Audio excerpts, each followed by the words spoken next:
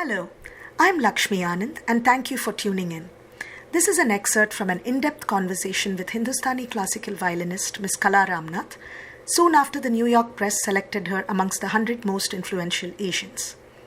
The detailed article can be accessed at lakshmianand.com. A shorter version of the piece appeared in the Hindu newspaper. Playing an instrument uncommon in Hindustani music, Miss Kala's extensive innovations have made her playing earn the epithet the singing violin. In this snippet, we get into interesting subjects, including seniority of co-artists affecting on-stage chemistry, the profusion of online quote-unquote concerts, how musicians can evolve and develop musical sensibilities, what collaboration means, and much more. Tune in. There are many rags in Hindustani have specific time periods that they are supposed to be played. Some of the rags never get out because they are supposed to be played at times when we normally don't have concerts. Do you think it is time for us to kind of put the timing issue aside and just start playing it whenever there's a concert so that they at least get exposed? Or should we still maintain that timing? Part of me tells me yes, we have to throw away the time cycle and just go ahead and play. But since it's ingrained into us, it's hard to let go of that. So my mind tells me this is it, but my heart tells me, oh, that rag won't sound nice if you play it now. It sounds the best when it's played at that time of the day. Because you're so used to hearing it at a certain time of the day. Exactly. It is like our hearing Suprabhatam only in the morning. To hear it in the evening would seem so discordant. Suprabhatam in the evening. Exactly. Same thing. So, it's only a prayer. It can be listened to morning or evening. No.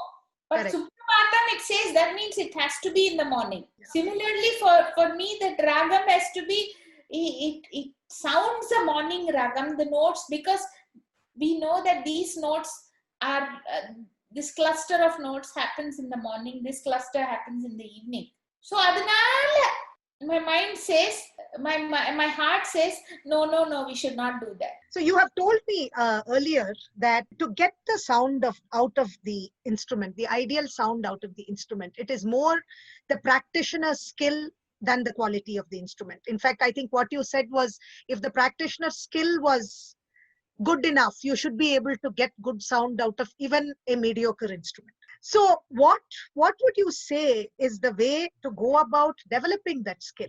That level of competency, that level of skill. What is the kind of work that a student should put in to get that comfortable? One is hours of practice and conscious practice. How you bow, how much of pressure you put on the bow, how much of movement and pressure are related. When you move without pressure, it's going to whistle. Okay. If you put too much of pressure, you're going to hear that discordant noise coming out of the violin. A grating sound. Grating sound. So you do not want a whistle and you do not want the grating sound. Then how do you achieve that? Then the movement and pressure should match. So you have to get the full tone of the violin by bowing properly. Right? That's the first thing to get good sound out of the violin. Then use the whole bow. Then the other thing is the fingering. How you play a phrase. And while playing the phrase, how is the movement and the pressure of the bow. All these things determine how nicely the violin sounds. So if it is a mediocre violin, you will know as soon as you play by the response how good this is. And accordingly, you should match the movement and the pressure of the bow. What can somebody do to develop more of an idea of ragas? How to develop, the thought process? I think first you have to listen to a lot of music and be aware of how it is being sung by different artists. Okay. And then you have to think like how this is. Like for me, Chakravakam or Ahir Bhairav is always, I have heard people use Panchamam Tambura to sing. But I heard Kishori Amonkar use Madhyamam Tambura. the whole raga changed. The feel of the raga, the way it is sung, how much you start avoiding the pa and use the ma and dha in that raga. Okay. Ma dha combination is out of this world. So then I started thinking that this is how I will play. Those things I think you have to listen a lot and then try it out. And then as you try it out, avenues open up saying you could probably do it this way too, that way too. Your approach to the raga could be, you don't have to follow the approach of other musicians.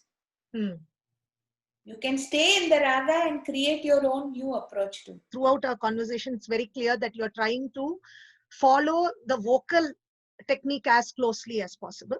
But given that the violin has certain abilities that could surpass the human voice at certain points, and there are certain things that just might be specific that you can do on the instrument and not on vocal. So are there things that you do differently because what you play in is an instrument? Of course I do. Like for example, these bowing techniques and all that I'm using to show the genius of the instrument. Those are things that cannot be done by the voice. And how I interpret it in Indian, in our music is, you have something called the tarana in Hindustani music. So, so that so I do that on the bow. That's very difficult. Yeah. So actually I'm playing a tarana, but I'm showing the genius of the instrument by using bowing technique. Staying in the gaiki, playing a form which is a gaiki form, tarana, and showing the bowing techniques. For social media, we are exposed to a lot of people who are now performing. So what is your opinion? Basically, a lot of musicians are doing a lot of things. Okay. I don't believe in this free concerts. I mean, day in and day out, you're putting one concert, and it is not a concert for the simple reason, nee aathilendu paadrai, vaashkirai. Accompaniment onnum kadayadu. நீ ஆத்துல சும்மா சாதகம் பண்ணறது இது கான்சர்ட்னு சொல்லி போடுறது is not right. You want to do like that, professionally record it with a tabla player, charge, then put it in the web. I have no problems. Call it a concert, but don't do Facebook live. நான் ஆத்துல உட்காந்து என்னோ கீப்பின்னு சாதகம் பண்றது வந்து நான் போட்டுட்டு I played a concert. It's not a concert. Unfortunately, a lot of people are doing that only. I would suggest instead of that, try teaching. You want to be online all the time, then do some teaching. Help you understand, answer questions of what people would like to learn from you, and what they should do. Sincerely give them frank feedback, advice. Now you do a lot of collaborations. Yes. Cross-genre collaborations. Yes. How do you decide what collaboration you'll involve yourself in, and how do you envision a collaboration? What preparation do you do for it? See, for me, when I do a collaboration, I cannot just go and sit with a musician and then play something and call it a collaboration. I need to understand that person, what he thinks about music, our musical thinking and ability should match. So I did a collaboration with the Danish orchestra, a symphony orchestra, and the jazz orchestra in Denmark. I flew into Denmark 4 times in 2 years and spent a week there. So about 1 month I have worked with them. Every time I went for a week. And then apart from that week, on email, exchange music and see and all that. And after 2 years, we did our first collaboration. When I worked with the London Symphony Orchestra, the composer and the conductor came to India, stayed 1 week, and then came home, would ask me to record.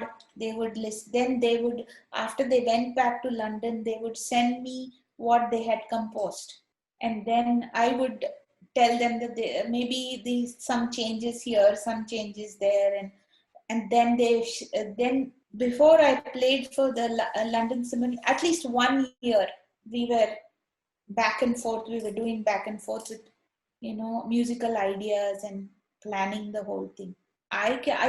For me, if you just meet some musicians, sit and play, that's a jam session. That's not collaboration. What would you gravitate towards if you are looking for inspiration? I get inspired just by listening to or seeing a book and looking at compositions. Like that day, I was trying to teach Malkons to my student, and then I thought, let me find a composition for her. So I took a book and I looked at it and I said, this composition is not good. Let me change this composition. And I changed the way it is sung completely. Okay. So, and then that sounds very nice. Now I'm in Malkons for some time. So do you derive inspiration for even from other genres of music?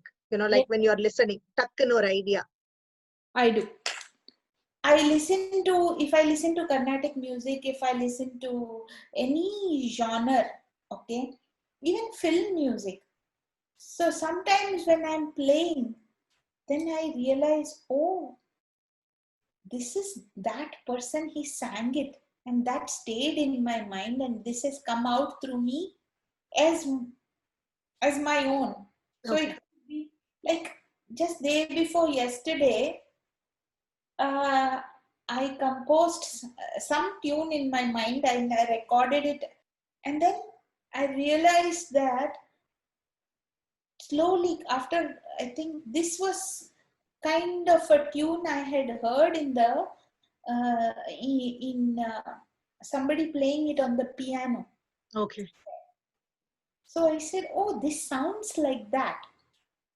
Somewhere it registers within you and comes out in a different way when you least expect it.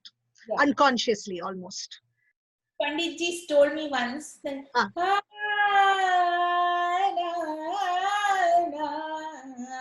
Bhairavi பாடுறச்ச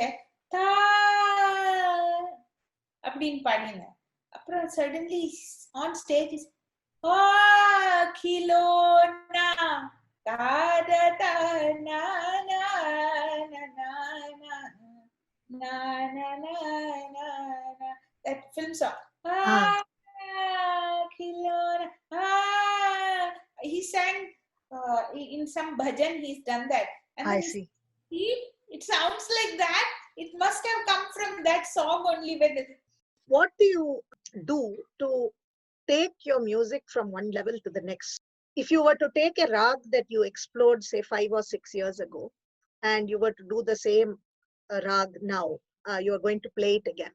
What would you do to kind of take it to a different level now versus then? So in between, Ninga, what kind of listening, what kind of practice do you do to ensure that the music has also evolved over time?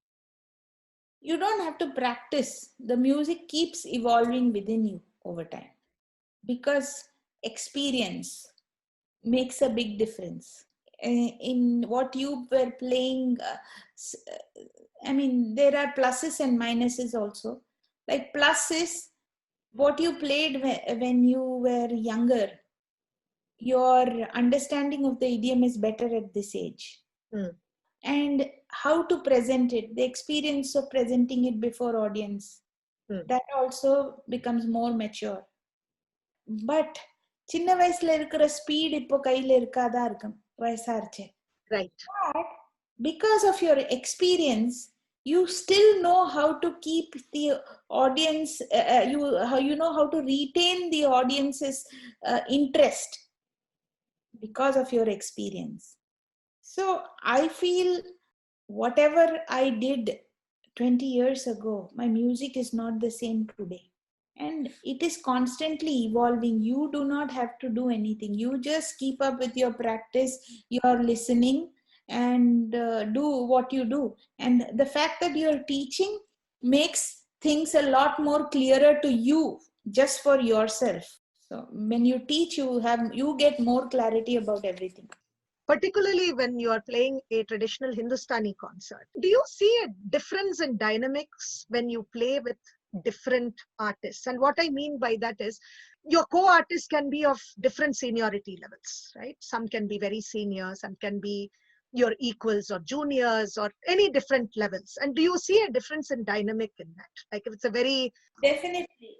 Like if it is somebody who's my senior, accompanying me, then I would say I